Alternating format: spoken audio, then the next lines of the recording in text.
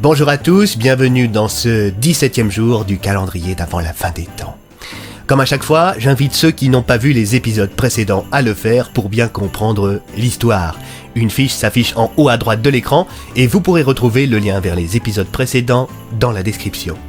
Pour les autres, je vous souhaite de passer un bon épisode.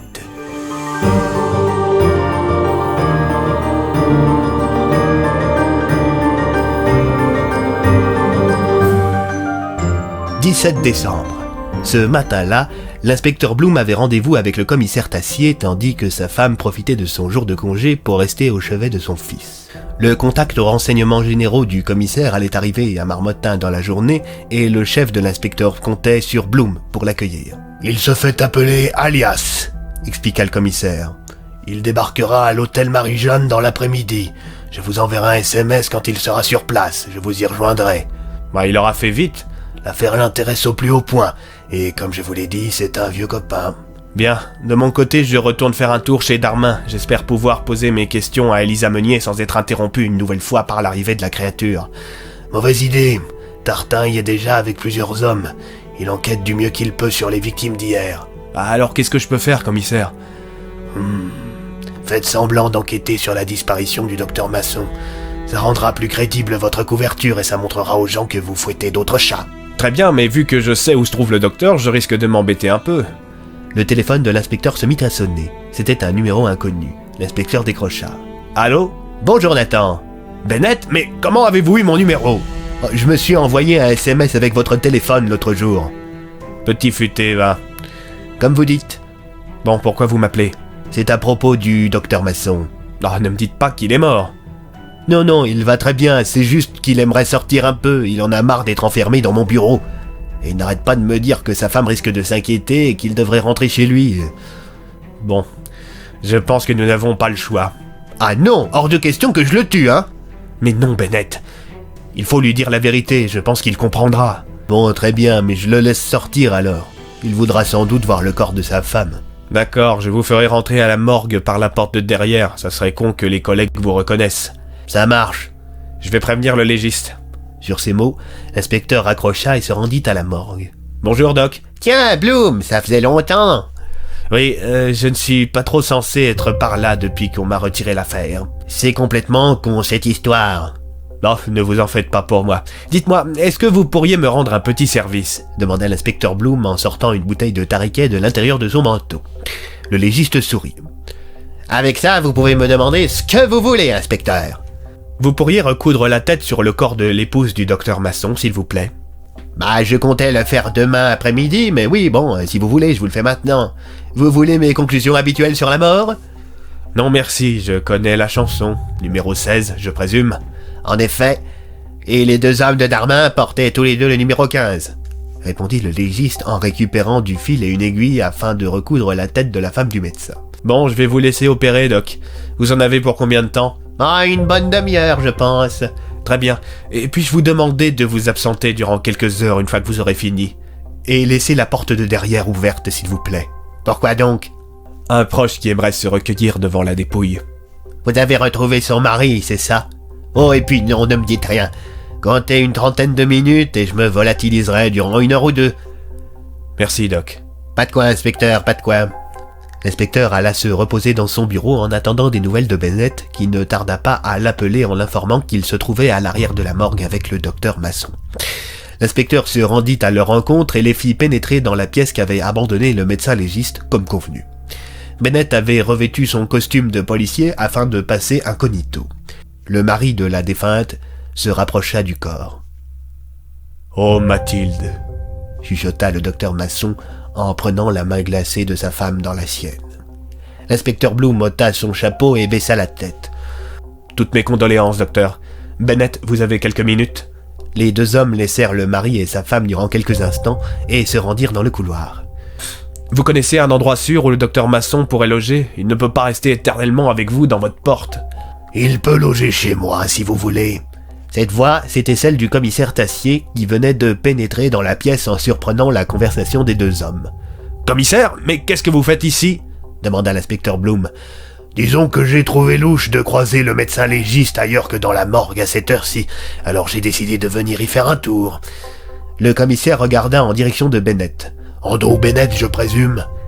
Les deux hommes se serrèrent la main. « Oui, tout à fait. Enchanté, monsieur Tassier. » Le commissaire reprit d'une voix un peu timide. « Bon, dites-moi, je n'ai jamais eu l'occasion d'assister à votre coup de la porte magique.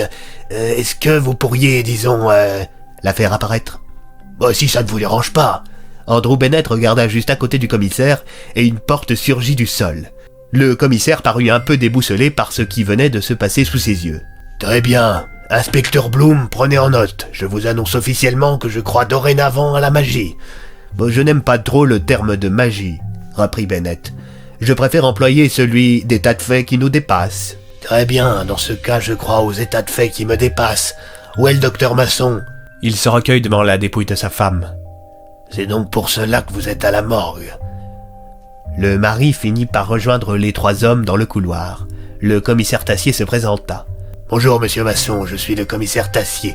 C'est chez moi que vous allez loger le temps que nous levions le voile sur cette affaire. »« Vous êtes sûr que ça ne vous dérange pas ?»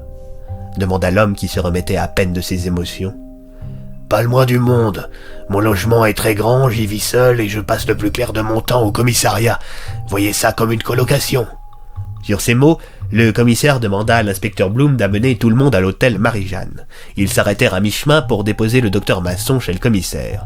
S'ensuivit une conversation entre le commissaire, l'inspecteur et Bennett. Le commissaire ouvrit le bal. « Étant donné la tournure que prennent les choses, je dois dire que je nous considère tous les trois comme les seules personnes enquêtant réellement sur le décapiteur fou. »« Je croyais que l'inspecteur Bloom n'était plus sur l'affaire, » interrogea Bennett. « Uniquement sur le plan officiel, j'ai refilé l'affaire à Tartin uniquement pour que les pressions sur l'inspecteur cessent. Officiellement, l'inspecteur Bloom recherche monsieur Masson. »« Plutôt futé, » reprit Bennett. « Je peux savoir pourquoi nous nous rendons à l'hôtel Marie-Jeanne ? » « Nous avons rendez-vous avec un vieil ami à moi qui va se charger de surveiller Francis Darmin. »« Ah, vous aussi vous le suspectez ? » ?»« Comment ça, vous aussi ?» demanda l'inspecteur Bloom. « Dois-je en conclure que vous enquêtez aussi sur l'affaire, Bennett ?» demanda le commissaire. « Oui, mais je pense avoir plus d'éléments que vous. »« Alors communiquez-les-nous, qu'on avance ensemble !» répondit l'inspecteur. « J'aimerais éviter, ce sont les genres de choses qui, une fois qu'on les connaît, changent radicalement notre vision du monde et bouleversent nos croyances. »« Allons, Bennett, nous ne sommes pas des gamins !» s'indigna l'inspecteur. « Je sais, mais j'ai connu quelqu'un autrefois. Un gamin un peu spécial qui errait au milieu de nulle part. Il y a de ça une trentaine d'années, je dirais. »« Et alors ?» demanda le commissaire. « Ce que je lui ai fait découvrir a fini par le tuer, » répondit Bennett les larmes aux yeux. « Comment est-il mort ?» demanda l'inspecteur d'une voix un peu plus calme. « C'est moi qui l'ai tué. » Bennett sécha ses larmes tandis que la voiture se garait sur le parking de l'hôtel Marie-Jeanne. Le trio de choc finit par quitter le véhicule et se dirigea dans l'hôtel. Le commissaire demanda le numéro de la chambre de Gontran-Rassia. « Gontran-Rassia » demanda l'inspecteur au commissaire. « C'est un de ses pseudonymes. » La tenancière de l'hôtel indiqua que M. Rassia logeait dans la chambre 103. Les trois hommes s'y rendirent. Le commissaire frappa à la porte. Un coup, une pause, 3 coups. La porte s'ouvrit, révélant un cinquantenaire plutôt grand, les cheveux grisonnants, une paire de lunettes de vue qui lui grossissaient les yeux. L'individu balaya les trois hommes du regard et s'arrêta sur Bennett. « Bennett ?» demanda l'homme, plutôt surpris. « Oh, je me disais bien que votre tête me disait un truc !» répondit Bennett en affichant un grand sourire. Alias fit rentrer les trois hommes dans sa chambre et verrouilla la porte. « Vous vous connaissez ?» demanda l'inspecteur à son ami. « Oui, mais ça remonte à 10 ans au moins. Et au fait, tu as pris pas mal de poids, Philippe. » Le commissaire fronça les sourcils. « Oh, excuse-moi, » reprit Alias en rigolant. « Je voulais juste savoir si tu étais toujours aussi susceptible sur ton poids. » L'inspecteur Bloom pouffa. Le commissaire fit les présentations. Lui et Bloom apprirent au passage qu'Andrew Bennett et Alias s'étaient connus en Angleterre. Les deux enquêtaient sur une série de disparitions inquiétantes. Les renseignements généraux étaient impliqués dans l'affaire puisqu'au cours de cette dernière, un membre du corps diplomatique était décédé dans des circonstances étranges. « Et comment se fait-il qu'Andrew Bennett se soit retrouvé impliqué dans cette histoire ?» demanda l'inspecteur. Bennett répondit. « C'était un peu le même genre d'affaire que la vague de meurtres qui sévit à Marmottin. Le genre avec une créature qui débarque de nulle part, » précisa Alias. « Comment se fait-il que tu ne m'en aies jamais parlé ?» demanda le commissaire à son ancien collègue. « Disons que Bennett a su me convaincre de taire une partie de la vérité pour le bien de tous. Au fait, il vous a déjà fait le coup de la porte ? Demanda Alias. Vous n'avez pas idée, répondit l'inspecteur Bloom. Le téléphone du commissaire sonna. C'était Tartin qui l'appelait. On avait retrouvé la victime du jour dans le centre-ville, un SDF. Bon, messieurs, je vous propose de continuer notre conversation demain. Il commence à se faire tard et je dois me rendre au centre-ville sans plus attendre. Sur ces paroles, les 4 hommes se séparèrent. Andrew prit sa porte, l'inspecteur et le commissaire celle de l'hôtel et, pour finir, Alias resta dans sa chambre et s'allongea sur son lit. L'inspecteur Bloom déposa le commissaire en centre-ville avant de rentrer chez lui, satisfait d'avancer un peu plus dans cette enquête.